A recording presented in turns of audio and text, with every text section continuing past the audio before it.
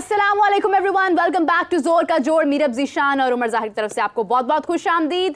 नाजरीन, कल का मैच यानी आज सुबह का मैच जो है वो बहुत बेहतरीन था। जब हमने कल का मैच देखा तो हमें अंदाज़ा हुआ कि स्कोर बहुत मामूली बन रहा है। छोटी छोटी टीम्स हैं, वो कोई बहुत अच्छा खेल नहीं पा रही हैं। छोटी टीम्स जो हैं वो बड़ी टीम्स के साथ तकरीबन एक नेक टू नेक मुकाबला हो रहा है, कोई बहुत बड़ा फ़र्क नज़र नहीं आ रहा। लेकिन जैसे ही सुबह का मैच मैंने देखा, यानी अफगानिस्तान और युगांडा की बात अगर की जाए, तो दोनों टीम्स में अच्छा खासा एक फ़र्क नज़र आया, जो फ़र्क हम देखना चाह रहे थे पहले ही दिन से। लेकिन फाइनली वो आज सुबह सुबह के टाइम पर जो है वो आपको फर्क नजर आया। यानी अफगानिस्तान ने अच्छा खासा एक स्कोर किया उसी स्टेडियम में, उसी ग्राउंड में जहां पर पीएनजी ने एक मामूली सा स्कोर बनाया, 136 का स्कोर बनाया, और वेस्ट इंडीज को वो स्कोर चेस करने में भी काफी मुश्किलात का सामना करना पड़ा। आखिरी ओवर में जाकर कोई 5 बॉल्स बची थी जब ये स्कोर जो है उन्होंने किया, वो भी आंद्रे रसल की वजह से ये थोड़ा सा स्कोर हो गया, वरना वेस्ट इंडीज भी हार जाता। देखा जाए तो नाज़रीन, उस टाइम ये बात हो रही थी कि स्टेडियम या पिच के हिसाब से ये स्कोर इतना ही बनेगा, लेकिन अफगानिस्तान हैज प्रूव्ड कि स्कोर अच्छा खासा बनाया। उन्होंने 180 प्लस का उनका स्कोर था, 183 के करीब मेरे ख्याल से स्कोर था।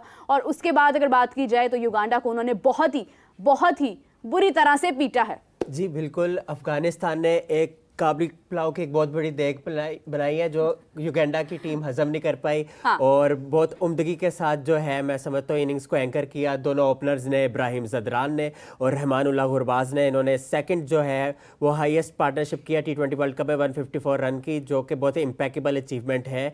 हाँ। तो बाकी युगांडा के लिए एक नया लर्निंग एक्सपीरियंस था, कहीं पे वो बहुत बुरा लर्निंग एक्सपीरियंस था, लेकिन एक सिवाय एक फेज के जो लास्ट 5 ओवर्स अफगानिस्तान के इनिंग्स के थे उसमें उन्होंने 5 विकेटें ली 29 रन के लिए, लेकिन apart from that it was nothing more.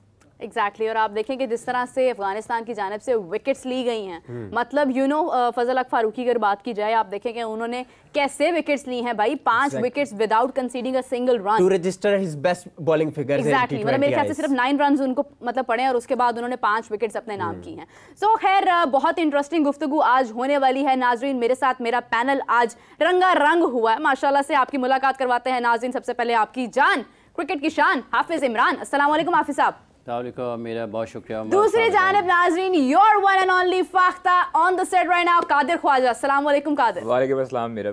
उम्मीद है आप दोनों खैरियत से होंगे। अल्लाह का शुक्र। सुबह का मैच देखा होगा तो दिल गार्डन हो गया होगा कि कुछ अच्छा भी देखने को मिला। देखिए, कोई शक नहीं है इसमें कि हमें अगर देखा जाए तो टॉस जीत कर फैसला जो है वो बड़ा इंपॉर्टेंट होने वाला है। आप गुज़श्ता रोज़ जो मैच हुआ उसमें भी टॉस जीत कर श्रीलंका जो है वो लैग किया।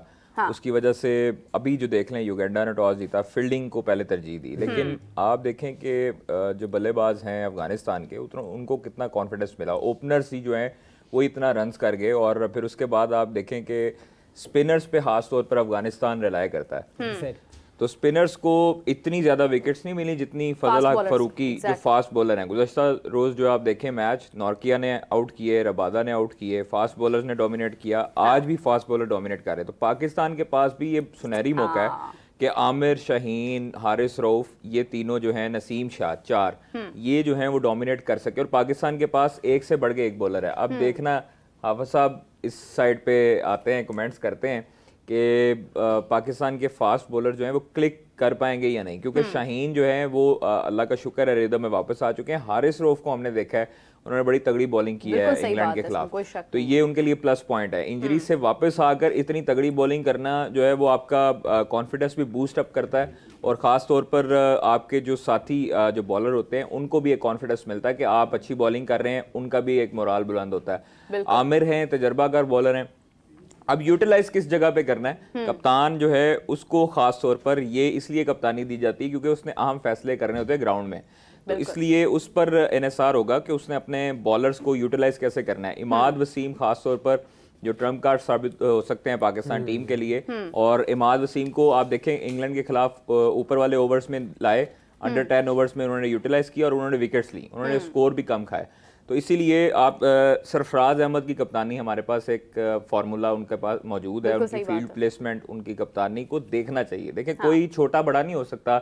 अगर आप किसी कप्तानी से सीखते हैं, पुराने जो हमारे कप्तान गुजरे हैं उनकी भी कप्तानी आप देखें तो उनसे सीख कर, चूँकि अमेरिका जो है उसमें वेस्ट इंडीज़ में हम लोग खेल चुके हैं, वेस्ट इंडीज़ में हमारे पास तजर्बा है खेलने का। हाँ। यूएसए एक ऐसी जगह है जिसमें एक नया एक्सपीरियंस है। पाकिस्तान जब डैलस में खेलेगा तो उसके पास एक नया एक्सपीरियंस होगा, और उसके साथ साथ आगे न्यूयॉर्क में अनइवन सा बाउंस हमें देखने को मिला फर्स्ट बैटिंग में, और बॉलर्स को खासतौर पर मदद मिली। अभी तक जो टूर्नामेंट में आप देखें कि अफगानिस्तान ने बैटिंग में भी डोमिनेट किया और खासतौर पर बॉलिंग में भी।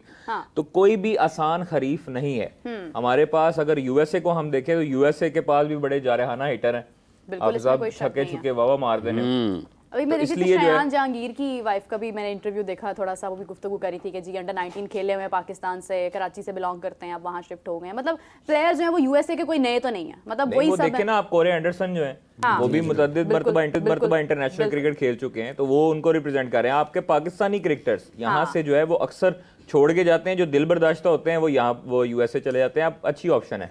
अब एक और चीज है, अभी जो उसामा मीर वाला सिस्टम शुरू हुआ वो उसमें दोनों तरफ से गलतियां हुई हैं, और आप देखें कि एक सिलेक्शन कमेटी है, सिलेक्शन कमेटी के 7 मेंबर हैं। हाँ। उसके बाद एक प्लेयर है। कितने मेंबर हैं? 7 मेंबर हैं जो ऑफिशियली गिनाए कितने हैं? फिर भी आप गिनाए, चेयरमैन भी आप गिन रहे हैं? आप गिने? नहीं जी, हाफिज साहब के मुताबिक 7 आप मुझे गिन के बताएं। 4 तो वो हैं जो नजर आते हैं प्रेस कॉन्फ्रेंस में। आप गिने, लोगों को पता चले, गिने जरा। सर असद शफीक 1, वहाब रियाज 2, मोहम्मद यूसुफ 3, उसके साथ साथ एक बिलाल अफजल, अब्दुल रज़ाक 4, बिलाल अफजल 5, आपका कप्तान नहीं बिलाल अफजल के साथ एक और भी है ना, उस्मान वाला साहब। नहीं, वो तो उनके वो है ना स्टैट्स में हसन चीमा भी है, डेटा 2 6 हो गए, 6 अब आगे चले। उसके बाद उस्मान वाला साहब वो उनके ऊपर चीफ लगे, 7 कप्तान 8 हेड कोच, लेकिन वो डिसीजन मेकर तो 7 ही है ना सर। उस्मान वाला नहीं कर सकते, उस्मान वाला तो वैसे निगरानी के लिए लगे हुए हैं उनके पास। सिलेक्शन कमेटी, बिलाल अफजल का भी कोई रोल नहीं, वो सिर्फ सिलेक्शन कमेटी में आते हैं, प्रेस कॉन्फ्रेंस में बैठते हैं और साइड पे। 9 रुकन है ना, 9 रुकन तो है, इसमें कोई शक नहीं, 9 रुकन है। 9 रतन नहीं, रुकन। आप साहब 9 रतन 9 रुकन। मुझे एक जज वाला डंडा में मार के कहूंगे ओके 9 है। 9 रुकनी सिलेक्शन। अच्छा जी, 9 रुकनी सिलेक्शन कमेटी। अब हुआ ये है, उसमें थोड़ा सा हम ब्रीफ कर दें आप साहब अपने जो तमाम हमारे व्यूअर्स हैं। उसामा मीर का केस ये हुआ है कि उसामा मीर ने एक मैसेज किए सिलेक्शन कमेटी को कि जी सारों को फर्दन।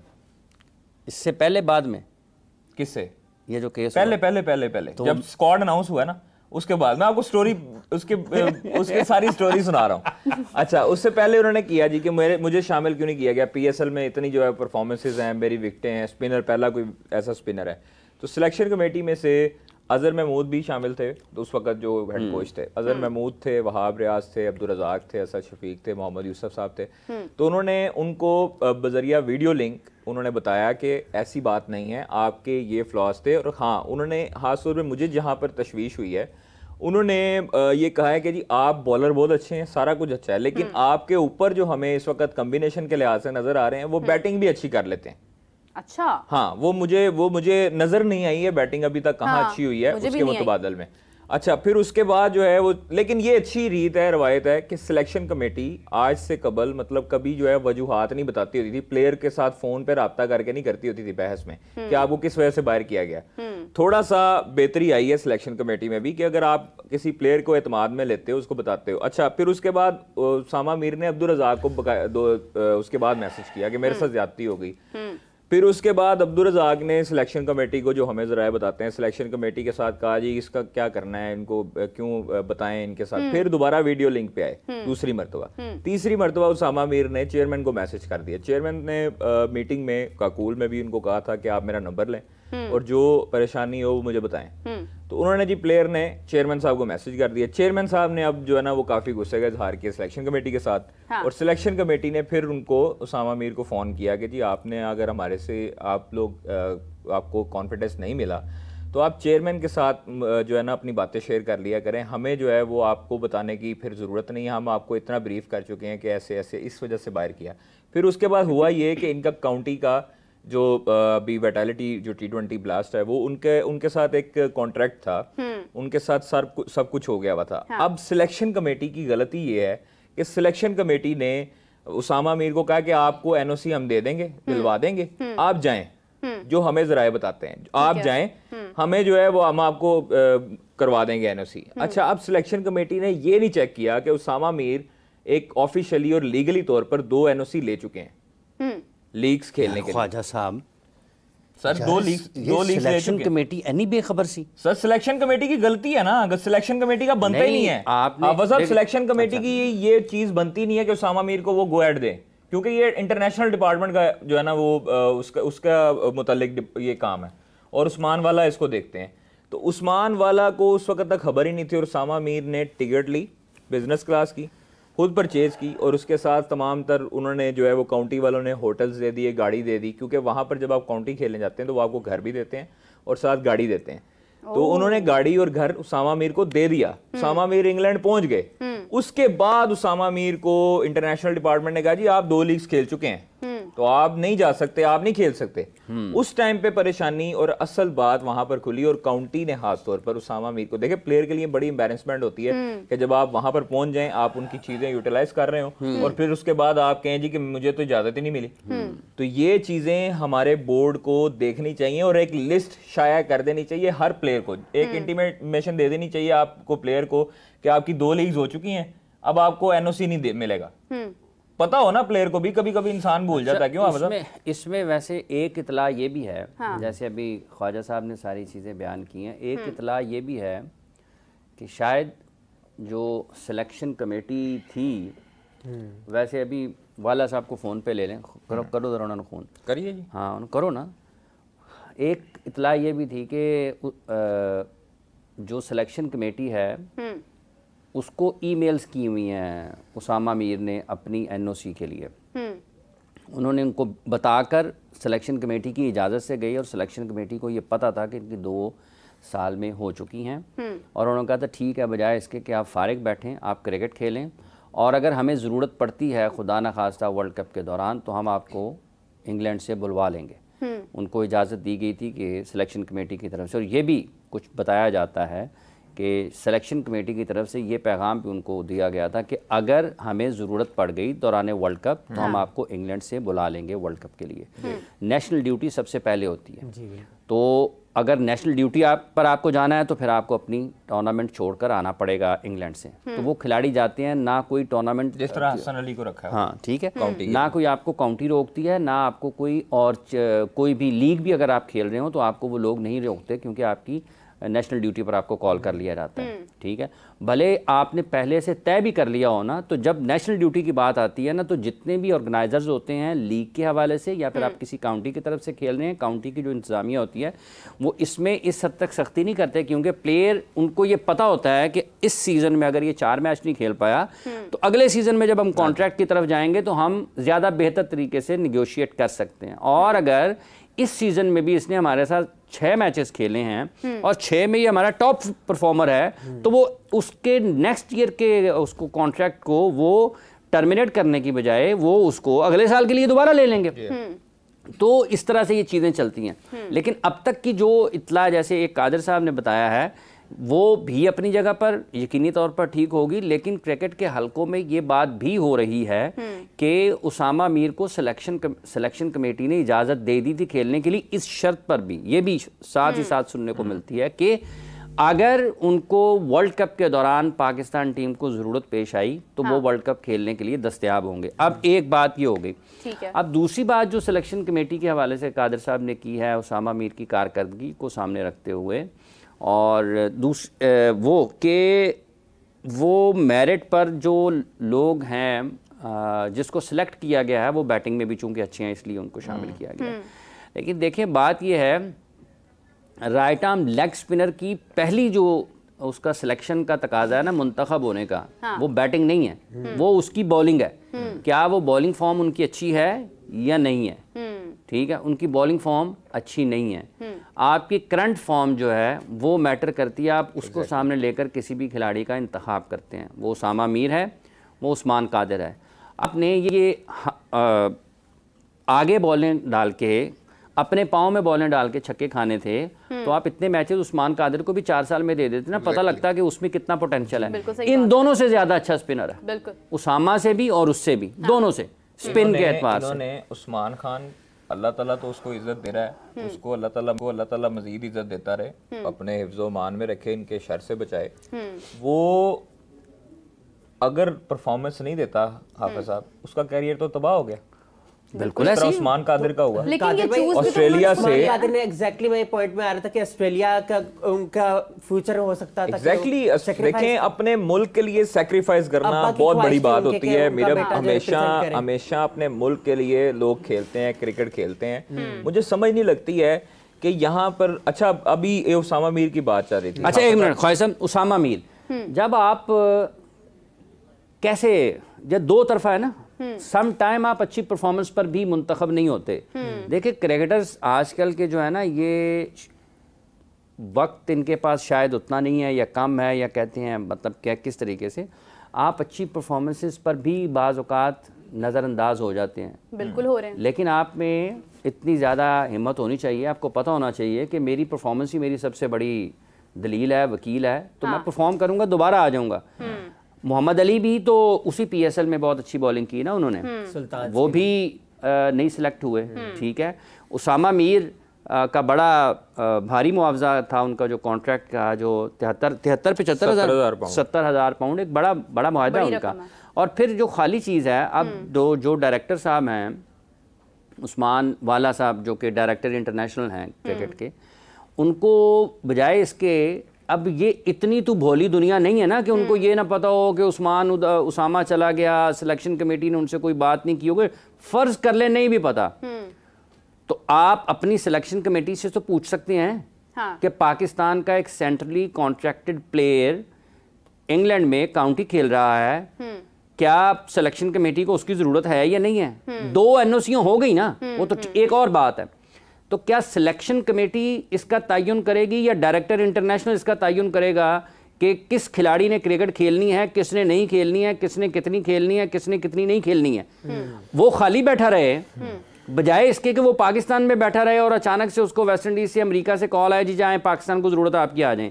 ये बेहतर है, या फिर ये बेहतर है कि वो वहां से काउंटी क्रिकेट खेलते खेलते उसको वहां से कॉल आए, जी अब पहली बात तो यह कि जरूरत ही ना पड़े। अगर पड़ जाए, खिलाड़ी है ना, कुछ भी हो सकता है, अव्वल पड़ जाए जरूरत, तो क्या ये बेहतर है कि वो खेलता हुआ वहां से वहां जाए, या फिर यहाँ पे से खाली बैठा हुआ वहां से चला वर्ल्ड कप के लिए जाए। सो बड़ा इसको ना आपको बारीक बीनी से इस चीज़ों का जायज़ा लेने की ज़रूरत है। और ये अहमी हर कोई मतलब है कि उठ के उसको निशाना बना दे या हर वक्त सिलेक्शन कमेटी को विलन बना दे। ठीक है, उन्होंने ठीक सिलेक्शन नहीं की, वो भुगतेंगे। अगर उन्होंने अच्छे खिलाड़ियों को इंतखाब नहीं किया, पाकिस्तान टीम की कारकर्दगी ठीक नहीं होती, तो उनको उसका खुमियाजा भुगतना पड़ेगा। अच्छा, मेरा एक सवाल है काजी साहब, आपसे पहले जानना चाहूँगी कि एक पाकिस्तानी टीम के स्क्वाड में शामिल होने के लिए क्या फॉर्मूला है, किस बेस पर शामिल हुआ जाता है? उसकी सबसे पहले चीज़ें ये हैं कि उसके स्टैट्स देखे जाते हैं, ख़ासतौर पर डोमेस्टिक के परफॉर्मेंस के। फिर उसकी कारकर्दगी देखी जाती है कि आपने वो कितने मुकम्मल तौर पर फिट है, और वो उसका ख़ास तौर पर बैटिंग, बॉलिंग और फील्डिंग, अगर वो बॉलर भी है तो उसके तीनों शोबों में उसकी कारकर्दगी क्या है। लेकिन यहाँ पर अनफॉर्चुनेटली हमारी ना फिटनेस म्यार पर देखी जाती है, ना ही स्टैट्स देखे जाते हैं। अगर आपने स्टैट्स के लिहाज से आना है तो फिर मोहम्मद अली को भी होना चाहिए था T20 वर्ल्ड कप स्क्वाड में, ठीक है। अगर आपने स्टैट्स के लिहाज से आना है, उसामा मीर को भी होना चाहिए था। लेकिन उसामा मीर का गुज़श्ता दौर में देखा गया कि फील्डिंग के खास तौर पर उनकी थोड़ी सी लैकनेस दिखाई दी है। तो आपके 1-2 डिपार्टमेंट ऐसे होते हैं, आप परफेक्ट नहीं हो सकते तीनों डिपार्टमेंट में। वो बहुत कम एथलीट होंगे जो तीनों डिपार्टमेंट्स में आपके टिक मार्क्स पे उतरते होंगे और आपके जो बॉक्सेस हैं उनको टिक करते होंगे। लेकिन अगर हम देखें फिटनेस की, तो बाबर आजम का भी जो है वो फिटनेस लेवल बरकरार नहीं है। उनकी भी जो है वो, उनका भी पेट नजर आता है, वो बार्बर शर्ट्स को ऐसे कर रहे होते हैं। आजम खान फिटनेस नहीं है उनकी म्यार के ऊपर। आपके मुतअद्दिद प्लेयर्स जो हैं उनका यो टेस्ट करवा लें तो आप सब मेरा ख्याल में आधे तो फेल हो जाएंगे उस टेस्ट में। तो मेरा नहीं ख्याल कि आपकी टीम जो है वो फिटनेस पे म्यार पे पूरा उतरती है। डोमेस्टिक में आपके लड़के कहाँ पे डोमेस्टिक खेलते हैं? आपके पास सीरीज इतनी होती है कि आपके जो प्लेयर्स हैं जिनकी परफॉर्मेंसेस नहीं भी हैं वो डोमेस्टिक में आते ही नहीं है। आपके शदाब खान कितना डोमेस्टिक खेले? बिल्कुल सही। शदाब खान PSL ने इसका बेड़ागर किया। देखें हसन अली की परफॉर्मेंस, एक दफा आउट ऑफ फॉर्म हुए थे वो, और उनको वो डोमेस्टिक में वापस आए थे। डोमेस्टिक में उन्होंने परफॉर्मेंस दी और दोबारा वो वापस आए इंटरनेशनल में। हसन अली समेत एक तमाम प्लेयर्स के लिए एग्जांपल सेट करनी चाहिए। सरफराज अहमद की बात हमारे सामने है, सरफराज अहमद की एग्जांपल है हमारे सामने कि वो परफॉर्मेंस नहीं दे रहे थे, डोमेस्टिक में आए, बड़े प्लेयर थे, कप्तान भी थे पाकिस्तान के रह चुके, आना चाहिए आपको। देखिए इसमें कोई शर्म नहीं है, आपका डोमेस्टिक आपके लिए एक आपके पास सेकंड अपॉर्चुनिटी है। अब जो पेंटागुलर कप होने लगा है, 5 जो टीमें बन रही हैं, वो भी एक प्लेयर के लिए, एक डोमेस्टिक प्लेयर के लिए बड़ी अच्छी और खास तौर पर उसके लिए मौका होगा कि वो अपने जौहर दिखाए। और लेकिन उसके साथ ज्यादती कि वो नीचे से लेकर क्लब लेवल से लेकर ऊपर आता तक परफॉर्मेंस दे, और फिर परफॉर्मेंस दे के आगे 5 जो टीमें हैं उसमें भी परफॉर्मेंस दे, तो फिर वो उतनी देर में वो ओवर एज हो जाएगा, 33-34 साल का हो जाएगा, उसके पास फिटनेस लेवल नहीं रहेगा। हर कोई इफ्तिखार अहमद की तरह थोड़ी परफॉर्मेंस दे सकता है, या शुएब मलिक अभी तक सुपर फिट है। लेकिन आप देखें कि हमारे पास जो सिलेक्शन कमेटी है उसमें काफ़ी मरतबा लोगों के साथ ज्यादतियाँ हो चुकी हैं।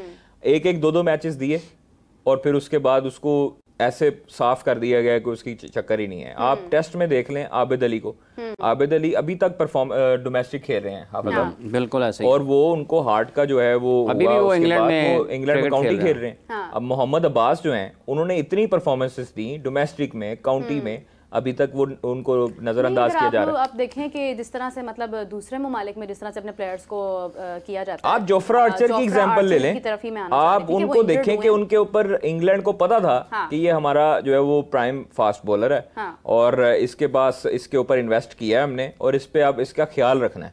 तो आप देखिए जोफ्रा आर्चर को उन्होंने कितना सब्र करवाया, ठीक है। फिर उसके बाद प्रॉपर जब वो फिट हुआ और अब उसको वो पूरे रिदम के साथ 150 के साथ वो स्पीड से बॉलिंग कर रहा है। तो आपके पास एक ना तो गेम प्लान होता है, ना आपके पास बाकायदा, आपके पास बोर्ड में पैसे की कमी नहीं है, ये मैं आपको बता दूं।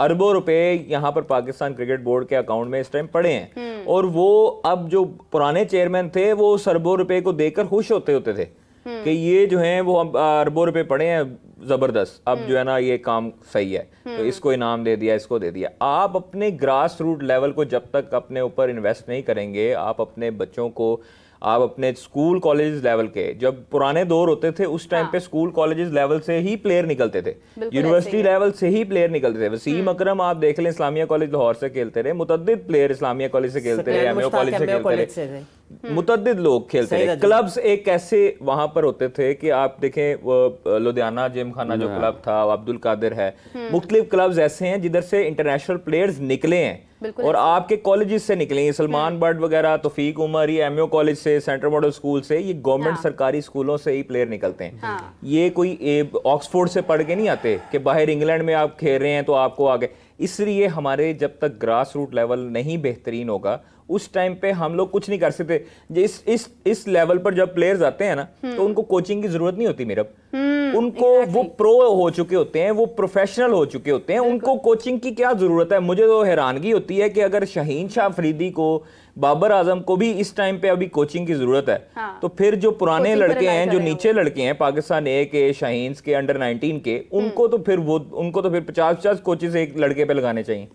आपके इस टाइम पे प्लेयर्स को सिर्फ कोच बता सकता है कि आपने ये गलती की है। कोच खुद देख लें, कोच ने तो पुरानी क्रिकेट खेली हुई है। बिल्कुल सही। आप कहते हैं मॉडर्न डे क्रिकेट, आप मॉडर्न डे क्रिकेट अगर आपने खेलनी है तो फिर आप शाहिद अफरीदी को कोच लगाएं। अगर आपने हार्ड हिटिंग कोच लगाना है तो फिर आप शाहिद अफरीदी को लगाएं। आप अब्दुल रज़ाक आपके साथ हैं, आप सिलेक्शन कमेटी में रखें, आप उनको यूटिलाइज करें ऑलराउंडर को बेहतर करने के लिए। आपने क्यों गोरे कोचेज इसलिए रखे पुराने अदवार के कि वो उनके दौर में टीमें चैंपियन बनती रही, और भाई चैंपियन बनती रही हैं, लेकिन अभी जो मॉडर्न डे क्रिकेट है, ब्रेंडन मैकलम थे, उन्होंने क्रिकेट छोड़ी, इंग्लैंड ने फौरी उनको पिक कर लिया। बिल्कुल सही बात है, बिल्कुल सही। उन्होंने बेसबॉल जो टेक्निक बनवाई है वो इंग्लैंड आज तक उसको अप्लाई कर रहा है। आप देख लें। अब अच्छा, जो अभी इंग्लैंड के पोलार्ड मेरे ख्याल में उन्होंने रखे हैं, पोलार्ड उन्होंने कोच रखे हैं, तो आप देखें पोलार्ड अभी आईपीएल से फारिग हुए, उन्होंने आईपीएल में भी कोचिंग कर रहे थे, लेकिन उससे पहले सीजन पाकिस्तान में खेलते हैं ना, उससे पहले सीजन में जो है वो खेलते रहे हैं और उसके बाद अब उन्होंने कोचेस पे। इस तरह के आप जब तक नौजवान क्रिकेटर्स नहीं रखेंगे जिसका माइंडसेट होगा कि हमने एग्रेसिव क्रिकेट खेलनी है और कैसे खेलनी है, तब तक आपकी टीम बैकफुट पे ही रहेगी। आप 5 ओवर में 30-40 रन तक ही महदूद रहेंगे। आपके पास जारहाना टेक्निक नहीं होगी। जब तक आप फील्ड प्लेसमेंट आप जारहाना नहीं रखेंगे उस टाइम तक आप दूसरी टीम को प्रेशराइज नहीं कर सकते। आप हमेशा जो है वो डिफेंड मोड में जाते हैं।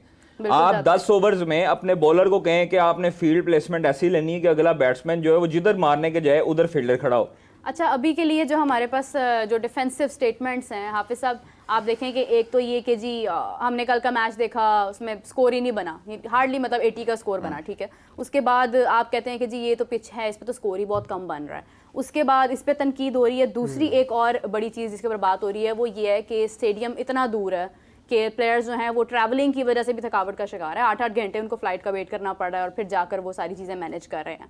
तो हमारे पास ऑलरेडी ये एक डिफेंसिव स्टेटमेंट्स मौजूद हैं, लेकिन ये कि फिर भी अगर हम थोड़ा सा प्रो टीम जाएं और हम आईसीसी के ऊपर बात करें तो क्या आपको नहीं लगता कि ये इंतजाम जो है इन पर मजीद बेहतरी हो सकती थी? देखिए, अगर श्रीलंकन क्रिकेटर्स ने ये कहा है कि उनको मुश्किलात का सामना है, हाँ, और अगर राहुल द्रविड़ ने ये कहा है कि उनको प्रैक्टिस एरिया ठीक नहीं मिला है, तो फिर ये एक सोचने वाली चीज़ तो ज़रूर है इंतजामात के एतबार से। आईसीसी ने ये तो कोशिश ज़रूर की कि वो अमेरिका में क्रिकेट के फ़रोग के लिए उनको मैचेस दिए जाएं, और बुनियादी तौर पर तो मेरा तो ये ख्याल है, हो सकता है मैं गलत भी हूँ, लेकिन अमेरिका में क्रिकेट करवाने का मकसद क्रिकेट के फ़रोग से ज़्यादा ना उस मार्केट को कैप्चर करना है, फाइनेंशियली करने की ज़रूरत है, जिसको आईसीसी उस तरफ गई है। ख्याल में वैसे यूएसए का होना फेयर है, या क्योंकि बाय विर्चू कर रहा है ना यूएसए, तो लेकिन ये अलग डिबेट हो सकती है कि यूएसए क्यों है, और भी कुवैत भी हो सकती थी, उन्होंने भी अच्छा किया। देखिए, जब आप होस्ट कर रहे होते हैं, जब आप होस्ट कर रहे होते हैं तो फिर आपको ये एक फ़ायदा ज़रूर मिलता है कि आप एज होस्ट नेशन उस टूर्नामेंट का हिस्सा बन जाते हैं। क्यों नहीं ख्वाहिश साहब? बिल्कुल, एज होस्ट नेशन भी आप बन जाते हैं। तो ये एक उसका पहलू है जिसका आपने जिक्र किया उमर साहब। तो दूसरा जो आपकी बात है मीरब के, ये जो खिलाड़ियों के एतराज़ात हैं वो जब आप हाईएस्ट लेवल पर, और ये कोई ऐसा नहीं है कि आप 3-4 मुल्कों का कोई आप ट्राई सीरीज़ खेल रहे हैं या 4 नेशन टूर्नामेंट खेल रहे हैं, बिल्कुल ऐसे 20 मुल्क हैं जो कि इस वर्ल्ड कप का हिस्सा हैं, और वहाँ पर इब्तदा में अभी चंद मैचेस ही हुए हैं कि आपको इस किस्म के शिकायत खिलाड़ियों की तरफ से ये सामने आना शुरू हो गई हैं। श्रीलंकन टीम ने उसके ऊपर एहतजाज किया है, राहुल द्रविड़ ने उसके ऊपर एतराज़ किया है कि उनको प्रैक्टिस एरिया ठीक नहीं मिल रहा है। तो जब आप इन सब चीज़ों को देखते हैं तो आपको जहन में रखना चाहिए 2025 का पाकिस्तान को भी इतराज़ करना चाहिए। डैलस में बारिश हो रही है। नहीं, एक ख्वाहिश है इससे ज़्यादा जब आपके सामने ये चीज़ें आ गई हैं, 2025 में पाकिस्तान ने चैंपियंस ट्रॉफी की मेज़बानी करनी है, तो फिर यहाँ पर आते हुए भी लोगों को ये जहन में रखना चाहिए कि यूएसए में जब वर्ल्ड कप हुआ था तो आईसीसी के मेज़बानी जो इंतज़ामात थे उनके वहाँ पर कैसे थे। पाकिस्तान में तो यकीनी तौर पर क्रिकेट का बुनियादी ढांचा पिचेस के एतबार से, फील्ड के एतबार से, जो आपका ग्राउंड है उस एतबार से, और ट्रैवलिंग के एतबार से, होटल्स के एतबार से, जो आपकी अकोमोडेशन, बोर्डिंग, लॉजिंग, ठीक है, प्लेइंग फैसिलिटीज़ जो हैं पाकिस्तान में उससे ज़मीन आसमान का फ़र्क है। ठीक है, पाकिस्तान में इस किस्म का कोई मसला नहीं है कि आपको 1.5 घंटे की 2 घंटे की फ़्लाइट है, आपकी ट्रैवलिंग है, ऐसे ही ये नहीं है। यहाँ पे तो आप 5 मिनट में किसी भी जगह से, अगर टीम कोई भी किसी भी जगह पर है ना, किसी भी शहर में है, तो 5 से 10 मिनट में आप होटल से आप स्टेडियम होंगे और स्टेडियम से होटल होंगे किसी भी जगह पर। तो ये लोगों को इस पहलू को ज़रूर देखना चाहिए कि जब आप 2025 की चैंपियंस ट्रॉफी की तरफ जा रहे होंगे ना, तो फिर आपको पाकिस्तान में आते हुए भी ये ज़्यादा नखरे करने की ज़रूरत नहीं है। पाकिस्तान 1996 के बाद से लेकर आज तक किसी भी इंटरनेशनल टूर्नामेंट की मेज़बानी पाकिस्तान को नहीं मिली है। ये 2023 में हमने एक किया था हाइब्रिड मॉडल के ऊपर एशिया कप। उससे पहले 2008 में एक मरतबा पाकिस्तान ने एशिया कप की मेज़बानी की थी। तो उसके अलावा आईसीसी का तो कोई इवेंट पाकिस्तान ने नहीं किया, बावजूद इसके कि पाकिस्तान एक नुमाया मुल्क है दुनिया क्रिकेट का। तो 2025 को भी फिर सामने रखें, जब आप वहाँ पर इन हालात में खेल सकते हैं ना, कि आपके पास प्लेइंग फैसिलिटी नहीं है। यहाँ पर लाहौर में अगर हम बात करते हैं ना, तो एक से ज़्यादा playing facility Pakistan cricket board के पास हैं। आप एनसीए दे सकते हैं, आप नेशनल क्रिकेट एकेडमी उसके साथ एलसीसीए की ग्राउंड दे सकते हैं, आप कदाफी स्टेडियम में प्रैक्टिस कर सकते हैं। बिल्कुल ठीक है। तो ये 3 मकामात बैक वक्त आपके पास प्रैक्टिस के लिए मौजूद हैं। और होटल जो है यहाँ से 5 मिनट की ड्राइव पे है, भले 5 मिनट भी ना लगे, 5 मिनट भी इसलिए लगेंगे 2-3 मरतबा मोड़ काटने पड़ने हैं। अगर बिल्कुल सीधी हो तो 3.5 मिनट में आप होटल से स्टेडियम पहुंच जाएंगे। खाने को हाँ अच्छी कढ़ाइयाँ तो वो खिलाड़ी तो नहीं खाते ना यार कढ़ाई नहीं ना, लेकिन मेहमान नवाजी करेंगे तो कभी कभार चीट डे के तौर पे। सो ये जो एतराज़ात हैं ये आईसीसी को देखने की जरूरत है। अगस्त से आफत साहब हमारे जो स्टेडियम्स है ना वो रेनोवेशन पे जा रहे हैं, रेनोवेशन पे जा रहे हैं, और हमारी टेस्ट सीरीज भी है मेरे ख्याल में उस वो बांग्लादेश के साथ है, और उस दौरान में वो मेरे ख्याल उसके बाद फिर आपके सीजन भी शुरू होता है, दो इंक्लूजर खुला करेंगे आवाम के लिए, तो मोस्टली में जो है वो काम हो रहा होगा, और इसलिए लाहौर का, कराची का, इस्लामाबाद का स्टेडियम अगस्त से जो है वो पब्लिक के लिए बंद कर दिया जाएगा। तो उस पे रेनोवेशन का काम शुरू हो जाएगा। फरवरी में फिर वो है ना चैंपियंस ट्रॉफी, और पीएसएल पे भी खास तौर पर जो उसके मैचेस हैं वो इंग्लैंड करवाए जाएंगे, कुछ जो मैचेस होंगे वो आईपीएल के साथ क्लैश करने के चांसेस है, ऑब्वियसली है, और है। और इस पे अच्छा मजे की बात यह है कि इस दौरान जो इस दफा जो पीएसएल है उस पे ये टास्क दिया गया प्लेयर जो उनको प्लेयर्स एक्विजिशन टीम है पीएसएल की, और उनको कहा गया है कि आईपीएल से जो बड़े प्लेयर होंगे उनको उठाना है आपने। क्या बात है। अरे तो ये एक बहुत बड़ा चैलेंज होगा, ये कहना बड़ा इजी है। ये तमाशा है सारा, मेरी बात सुने। नहीं आप थोड़ा ख्वाहिशा मेरी गल सुनो, ख्वाहिशा मेरी गल, ये तमाशा है, तमाशा नहीं ऐसा कुछ ये तमाशा है, मेरी बात सुने। नहीं उम्मीद तो अच्छे की ना, बंदा समुद्र च भी तैर रहा होवे ना तो उन्होंने अच्छे की उम्मीद रख के बच जाऊंगा, वो तो ये तमाशा है। देखें बात यह है कि पाकिस्तान सुपर लीग को अगर आप कामयाब बनाना चाहते हैं ना तो सबसे पहले आप अपने क्रिकेट के स्ट्रक्चर को ठीक करें। जब तक आपका लोकल टैलेंट नहीं होगा आपकी लीग कामयाब नहीं हो सकती। जब तक आपके अपने बासलाहियत खिलाड़ी, जो कि हर टीम में ओवरसीज प्लेयर तो आपके 4 प्लेइंग 11 में होते हैं ना, कभी आपको उससे भी कम खिलाना पड़ जाती है, तो बाकी जो आपके 7-8 है ना हर मैच में, उनकी क्वालिटी वो होनी चाहिए कि जो लोगों को पता लगे कि वो क्रिकेट खेल रहे हैं। और जो शुरू में जब पीएसएल हुई थी, इसकी खासियत ये नहीं थी कि इसमें जो दुनिया के टॉप क्रिकेटर्स आ रहे हैं, इसकी सबसे बड़ी खासियत ये थी कि इसके पाकिस्तान के अपने खिलाड़ी इतने शानदार हुआ करते थे जो हर मैच जो है वो आखिरी ओवर में जा रहा होता था। इसलिए ये एक वो जो है ना नोक पलक संवारने वाली बात है जी। आप आईपीएल के जो है ना वो उठा लें सबसे जो नुमाया खिलाड़ी हैं, तो राशिद खान क्या दुनिया का नुमाया खिलाड़ी नहीं है? बिल्कुल सही बात है कि नहीं? एबी डिविलियर्स खेल के गया, कैरन पॉलर्ड खेल के गया, डीजे ब्रेवो खेल के गया, क्रिस गेल खेल के गया, ब्रैंडन मैकलम खेल के गया, एबी डिविलियर्स खेल के गया, ठीक है, ये और कई नाम हैं, और बेन डकेट भी है ना, ठीक है। उसके अलावा मतलब आप नाम ले लें, ऐसा नहीं है कि वो इंटरनेशनल फ्लेवर उसमें कम है।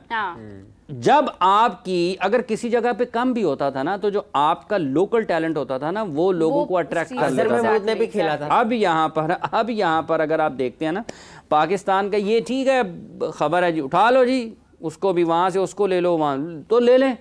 एक खिलाड़ी अगर 2 खिलाड़ी किसी टीम में आ जाएं तो क्या आपका ख्याल है कि वो कोई स्टेडियम भर जाएगा उसको देखने के लिए अगर वो पहली गेंद पे आउट हो जाए? फिर ऐसे ही है। मिच स्टार्क को अभी रन हुए ना आईपीएल में, जब उसने आगे जाकर फिर मैचेस भी जीते, लेकिन फाइनल में तो और फिर बीच में अगर अंबानीज की फैमिली में कोई शादी आ गई, हाफिज साहब बीच में अंबानीज की फैमिली में शादी आ गई तो वैसे ही उन्होंने निकल जाना। देखिए बात वो ये साथ ही चीजें चलती हैं ना, लेकिन आपका लोकल टैलेंट अगर अच्छा नहीं होगा ना, आप जिसको मर्जी ले आए, बिल्कुल ये सिर्फ और सिर्फ ये है, लोकल टैलेंट आपका ठीक होगा तो आपकी लीग ने खड़े होना है। आप एक साल किसी खिलाड़ी को खिलाते हैं, गैर मुल्की खिलाड़ी को, अगले साल वो आईपीएल वाले उसको उससे ज्यादा पैसे दे देंगे, क्या करेंगे आप? ये बिला वजह की दौड़ है। मतलब आप फर्ज कर लें किसी खिलाड़ी को कहते हैं नहीं हम $2 लाख देते हैं, $3 लाख दे देते हैं, $4 लाख दे देते हैं, वो उसको कहेंगे अगले साल चलेंगे हम आपको $8 लाख दे देते हैं, फिर क्या आप उसको $10 लाख पे लेंगे? आप अपने प्लेयर्स को दूसरी बात, अब मेरी बात सुने, जब आप बाहर से किसी खिलाड़ी को लाएंगे उसको कहेंगे हम आपको $2 लाख देते हैं, तो शाहीन अफरीदी नहीं खड़ा होगा फिर कि भाईजान मुझे क्यों कम दे रहे हैं? क्यों शाहीन अगर आईपीएल में जाता है तो आपका क्या ख्याल है वो निचली कैटेगरी में जाएगा? हारिस अगर जाते हैं आईपीएल में तो क्या आपका ख्याल है कि वो जो सबसे निचली वाली कैटेगरी में जाएगा? बाबर रिजवान अगर किसी भी दुनिया की लीग में जाएंगे, मतलब फर्ज कर लें आईपीएल में जाते हैं, तो आपका क्या ख्याल है कि वो सिल्वर गोल्ड में जाएंगे? वो ऊपर वाली वो सिल्वर में वो ऊपर वाली कैटेगरी में क्या कहते हैं वो अब्बू खड़े हो जाएंगे, वो कहेंगे भाई ये क्या बात है। लेकिन अभी वहां जाके उन्होंने तस्वीर, कादी साहब बताइएगा जरा उन्होंने क्या पैगाम जारी किया? उन्होंने कहा जी मेरा भोला कप्तान है और इसको जो है वो सपोर्ट करें, ये जो है वो पाकिस्तान के लिए बड़ी उम्दा कारकर्दगियाँ देता रहा है माजी में भी, और जो कि अच्छी चीज़ है, एक वालिद के लिए बड़ा प्राउड मोमेंट होता है। लेकिन मैं समझता हूँ कि इस तरह की चीज़ें जो है वो फैमिली को जेब नहीं देती हैं। भोले कप्तान का की मतलब? भोला कप्तान मतलब वो किसी की भी बातों में आ जाता होगा, यही मतलब होता है भोला। वो बोला उनके लिए हमें ड्रामे च किरदार लैके दे उन्होंने पाकिस्तान टीम का कप्तान ते बोला होना ही नहीं चाहिए। इस हिसाब से आजम खान तो फिर बहुत बोले विकेट कीपर। नहीं, बात यह है कि इन पे कमेंट नहीं ज़्यादा करना चाहिए, ठीक है, उनके वालिद साहब अल्लाह ताला। अच्छा हाफिज साहब, एक सवाल है, ये आजम खान विकेट से इतना इधर क्यों हो जाते हैं, मतलब बैट चलाते हुए? पूछना पड़ेगा उनसे क्या वजह है, मतलब क्यों इतना बैकफुट क्यों हो जाते हैं? देखिए अब जो अल्लाह करे कि वो परफॉर्म करे ना आने वाले दिनों में, 6 तारीख को पाकिस्तान का मैच है इंशाल्लाह ताला, अल्लाह करे वो परफॉर्म करे। उनके पास एक ही रास्ता है अपने एतमाद को वापस लाने का, अपने इंतखाब को दुरुस्त साबित करने का, और जो उनके ऊपर तनकीद हो रही है उसको गलत साबित करने का, कि वो खेल के मैदान में उसका जवाब दें। वो भले नीचे होके उसको शॉट को खेलें, भले उधर जाके खेलें, भले थोड़ा आगे निकल के खेलें, किसी भी तरफ जाके खेलें, रन्स निकालें पाकिस्तान के लिए। मेरे जहन से नाम निकल गया, एक बैट्समैन है वो करते थे इस तरह, और वो अच्छा खासा आउट करते थे, बहुत देर पहले की बात है।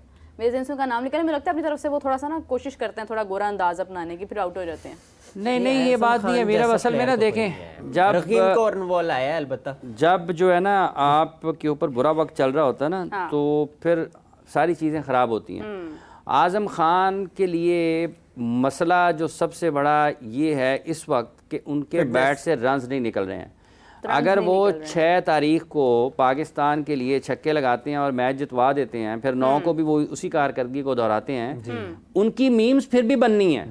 अब ये मत समझें कि जब वो अच्छा परफॉर्म करेंगे तो लोग उनके बारे में बात नहीं करेंगे। मिसाल बन सकते हैं वो, तो वो जब तक उनके बैट से रन्स नहीं निकलेंगे ना, वो मैच विनिंग नॉक नहीं लाएंगे पाकिस्तान के लिए, उस वक्त तक उनके ऊपर बात होती रहेगी। और जो अब तक उनके ऊपर बात हुई है ना, देखिए वो उनकी जो जिस तरह के भी वो नजर आते हैं, कता नजर इससे गर्ज नहीं है, लेकिन जब आप परफॉर्म नहीं करते हैं तो फिर आपको इन चीजों का सामना करना पड़ता है। वो आपको लोग मुख्तलिफ नामों से पुकारते हैं, मुख्तलिफ नामों से बुलाते हैं, तो आपकी जो जगह है उसकी कोई कीमत है, तो वो आपको अदा करना पड़ती है। अच्छा खेलने की सूरत में भी ठीक है, जब आप अच्छा खेलते हैं तो आपकी वैल्यू बढ़ती है ना। आपको ऐसे तो कोई नहीं प्लैटिनम कैटेगरी में ले लेता ना, आपको ऐसे तो कोई गोल्ड में नहीं लेता ना, ठीक है, उसकी कोई वजह होती है। तो जब आप खेलते हैं उस जगह पर रहते हुए उसकी वैल्यू है। अगर आप उसके ऊपर अच्छा खेलते हैं तो आपकी वैल्यू बढ़ जाती है। अगर आप उस जगह पर रहते हुए उस वैल्यू के मुताबिक नहीं खेलते हैं तो फिर आपको बातें सुनना पड़ती हैं। मैं तो ये कह रहा हूँ कि अल्लाह करे कि वो पाकिस्तान के लिए परफॉर्म करें, जितना उन्होंने मैचेस उनको मिल गए इंटरनेशनली, और जितना उनको क्रिटिसिज्म हुआ उनके ऊपर, तो उसका एक ही रास्ता है, हल एक ही है। देखें अफज़ साहब, अगर इतना क्रिटिसिज्म हुआ, कोई प्लेयर इस तरह के माहौल में कभी भी आराम से खेल सकता है? जब नहीं हो रहा था तब वैसे आपस की बात है, एक आपस की बात। मैं आपको एक बात बताऊं, तनकीद करनी चाहिए, तनकीद करनी चाहिए, एक सोशल मीडिया जो है उससे दूर रहना चाहिए प्लेयर्स को दुराने टूर्नामेंट। ख्वाहिश साहब, ये जो आजकल के हैं ना, आजकल जिस तरह से फैंस रिएक्ट करते हैं या फैंस इंगेज हैं, ठीक है, ये उसके बराबर भी नहीं है जो 90s में 80s में होता था। बिल्कुल ऐसे, ठीक है, लोगों को घरों से निकलना बंद हो जाता था, एयरपोर्ट पे आप देखें कैसे वो, ठीक है, और लोगों टीम इकट्ठे वापस नहीं आ पाती थी, एक एक दो दो करके कोई कहीं शेड्यूल भी नहीं बताते थे, ठीक है। और अब ये तो क्रिकेट आपके लिए बड़ी आसान है। अब तो आप खुशकिस्मत हैं कि आप 20 मैचेस में भी 12 मैचेस में भी परफॉर्म ना कर पाए तो लोग आपके बारे में कह रहे होते हैं, मौका दो, मौका दो, मौका दो, ठीक है। वगरना पहले तो वो लोग कहते थे यार की क्रिकेटर है अंडे जो सारे नहीं निकलन दिया। इसकी एक मिसाल है कि शाहिद अनवर एक प्लेयर थे जो HPL से भी वो बसता रहे। उन्होंने एक मैच खेला था इंग्लैंड में और 36 रन स्कोर किए थे, और उसके बाद उनका नामो निशानी नहीं। साजिद अली ने उस दौर में 190 प्लस कर दिया था वनडे क्रिकेट में, जब लोग सोचा भी नहीं करते थे कि शायद 50 ओवर्स की क्रिकेट में भी इतने रन हो सकते हैं। शफीक पापा साहब के आप फर्स्ट क्लास क्रिकेट में रन देखें, आगा जायद साहब के फर्स्ट क्लास क्रिकेट में रन देखें, ठीक है, लाइनें लगी हुई हैं, लाइनें लगी हुई हैं, ठीक है। तो ये तो बड़ी खुशकिस्मती है, ठीक है। ख्वाहिश साहब का अपना नुक्ता नजर है कि अगर इतनी ज़्यादा तनकीद हो तो आप वापस नहीं आते, हैं कहाँ पे, वहाँ पे आप किस लिए? इस हिसाब से कादिर साहब अब जो मूवीज लगती हैं, मतलब इसका मतलब ये ख्वाहिश साहब, आपने विराट कोहली आपके सामने है ना, हाँ, 3 साल तक उसने 100 नहीं किया, का सामना किया, 3 साल तक उसने 100 नहीं कर पाया, तो क्या आप ये समझें कि वो अपनी इंस्टाग्राम डिलीट कर दे, क्या वो अपना ट्विटर अकाउंट जो एक्स जो इनएक्टिव कर दे, क्या अपने डिजिटल के बंद कर दे सारे प्लेटफॉर्म? भाईजान आप वहां पर हैं किस लिए? आप इसीलिए हैं कि आपने प्रेशर लेना है। देखें विराट कोहली को उसके बोर्ड ने उसको पता था कितना बड़ा प्लेयर है, उसने परफॉर्मेंसेस दी। ये कोई मवाजना करना ये उसको बैक किया साहब, इनको बैक नहीं किया जा रहा, इनको बैक 2020 इनको बैक किया जा रहा है। कादिर साहब, क्या नहीं बैक किया जा रहा? खान को डाइट प्लान नहीं दिया गया? आजम खान को, आजम खान देखें वो उसकी, मैं आपको एक बात बताऊं, वो अगर पतला होना भी चाहिए वो हुए भी थे किसी अरसे में, लेकिन वो आपकी एक बॉडी की स्ट्रेंथ होती है ना। आप शर्जील खान को कहें, आप शर्जील खान को कहें कि पतला हो जाए, उससे वो हिटिंग और उससे वो पावर ही नहीं मेरी बात आजम खान को कहें कि और खाए ताकि वो छक्के तो लगाए ना, कम उसको कहते हैं उसको प्रेशराइज कर जाते हैं। मुझे मेरी बात सुने, ये एरन जॉन्स ने छक्के लगाए ना 10, वो उसको वो कैसा है? सर आप इमरान नजीर को उनके इनिशियल कैरियर में देखें, ठीक है, इतनी कलाई। अदनान समीर पतले हुए। अब मुझे बताएं कि इसके साथ आप जॉस बटलर को देखा है आपने? क्या बात है, पाकिस्तान रिवर्स स्वीप पे 2 छक्के लगाए शायद आपको, स्पिनर। क्या उसकी 52 इंच है कमर? जो रूट इमरान में जो जिस दुनिया के आप टॉप क्रिकेटर्स, एबी डिविलियर्स को देख लें। एग्जैक्टली। बात ये है कि आपने कोहली को देख लें, कितना टॉप क्लास फिटनेस है। देखें रोहित शर्मा इंडिया का कितना बड़ा क्रिकेटर है, क्या लोग उसकी फिटनेस से खुश हैं? लोग उसके ऊपर बात नहीं करते हैं? उसकी तौन के ऊपर बात करते हैं ना, ऑब्वियसली करते हैं। बात ये है कि ये जो आप खुद को फैसला करना होता है किसी खिलाड़ी को, देखें लोग इंजमामुल हक का मवाजना करते हैं या इंजमाम का हवाला देते हैं। भाई वो तो इंजमाम साहब जो है ना, वो फील्ड में एक तो सबसे पहले जो वो स्लिप्स में बड़े सेफ हैंड्स होते थे उनके, ड्रॉप कैच उनके बहुत कम होंगे। फिर जब वो उधर डीप कवर में या डीप स्क्वायर लग पे फील्डिंग कर रहे होते थे ना, रॉकेट की तरह उनका थ्रो आता था विकेट के ऊपर, रॉकेट की तरह, ठीक है। और उनकी जो कद था वो लंबे थे, इसलिए डिवाइड हुआ, ठीक है। इसलिए उनकी जो साख थी, जिस्मानी साख, वो और थी, और वो टेक्निकली कितने साउंड थे, कितनी लंबी बारियां लेते थे, और वो डॉलर से साफ नहीं करते थे। वो ये तो ये एक अलग बात है, इसको छोड़ें, ये अलग बात है। लेकिन रनिंग बिटवीन द विकेट नहीं हो सकती। किसकी फिटनेस इस पे मैटर करती है। मैं आपको उनकी, आप विराट कोहली के साथ मुआवजा करें इंजमामुल हक की रनिंग बिटवीन द विकेट का, तो वो तो जमीन आसमान का फर्क। इंजमाम साहब रन आउट ज्यादा होते क्यों थे? मिसकम्युनिकेशन की वजह से। देखें, आपको जब आपका पार्टनर है ना, जो आपका पार्टनर है जो आपके साथ रनिंग कर रहा है, उसको ये पता होना चाहिए कि मैंने इसको वो कॉल देनी है कि इसको वापस ना जाना पड़े। इंजमाम बहुत कम आउट उस वक्त हुए होंगे कि जब वो आपने उनको यस किया है और वो पहुंच नहीं पाए। वो हमेशा रन आउट उस वक्त होंगे जब आपने उनको यस कर दिया, उसको नो किया, वो कैसे जाए, कंफ्यूज हो जाता है, ठीक है।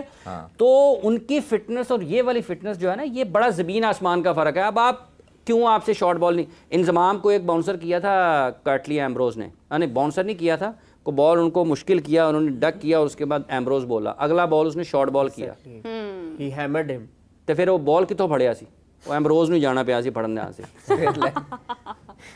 सो ये फर्क है। अगर आप बैसियत एक एथलीट की हैसियत से, क्लास का फर्क होता है, एथलीट की हैसियत से अपने आप को फिट इनफ नहीं कर सकते हैं, तो फिर आपको ये बातें क्यों सुनने को मिले? देखिए साइम अयूब भी तो नाकाम हुए ना, क्या उनके ऊपर इतना क्रिटिसिज्म हुआ? नहीं हुआ ना, उनकी फिटनेस है। ये वजह है कि फिर लोग मुख्तलिफ अंदाज से आपको पुकारते हैं, मुख्तलिफ अंदाज से आप पर बातें करते हैं, तो ये फैसला उन्होंने खुद करना है। इंशाअल्लाह ताला हमें उम्मीद है, अल्लाह करे जी रन करें। 2020 में वो पहली मरतबा पाकिस्तान के लिए मुंतखब हुए थे, 2024 में इन एंड आउट होते रहे, 2000 ठीक है, क्रिकेट तो खेलते हैं, क्रिकेट खेलते हैं। ख्वाहिश साहब 160 उनके T20 मैचेस हैं। हाँ जी, 160 T20 मैचेस बहुत होते हैं। अच्छा खैर, अगर अभी प्रोग्राम ख़त्म होने का भी वक्त हो चुका है, तो बात की जाए मोहम्मद आमिर की। हरभजन सिंह का एक रिकॉर्ड है, यानी उन्होंने बहुत अच्छी परफॉर्मेंस दी हुई है, मेडन ओवर्स किए हैं, और मोहम्मद आमिर के पास मौका है इस सीरीज़ में वो उनका रिकॉर्ड जो है वो तोड़ सकते हैं, या आप कह लें कि पहुंच सकते हैं उस लेवल तक जहां पर उन्हें आने का मौका जो है वो किस्मत ने दिया है। सो लेट्स सी, यूएसए का मैच है, क्या परफॉर्मेंस होती है मोहम्मद आमिर की जानिब से। कादिर साहब आपका बहुत शुक्रिया, हाफिज़ साहब आपका बहुत शुक्रिया, thank you so much Umar. So everyone, आपसे मुलाकात होती है 9:30 बजे, तब तक 2 मैचेस जो है वो जारी होंगे, उनके हवाले से हम गुफ्तगू करेंगे। एक इंग्लैंड और स्कॉटलैंड का मैच है, दूसरी जानिब नीदरलैंड और नेपाल का मैच है। सुबह का मैच देखने के बाद जो है वो क्यूरियोसिटी और इंटरेस्ट का लेवल जो है वो ज़रूर बूस्ट अप हुआ है, तो उम्मीद करते हैं कि जो अभी के 2 मैचेस है वो भी बहुत बेहतरीन होंगे। तो नाज़रीन, हमारा इंतज़ार कीजिएगा, हमें ज्वाइन कीजिएगा कुछ ही देर बाद। तब तक के लिए अल्लाह हाफ़िज़।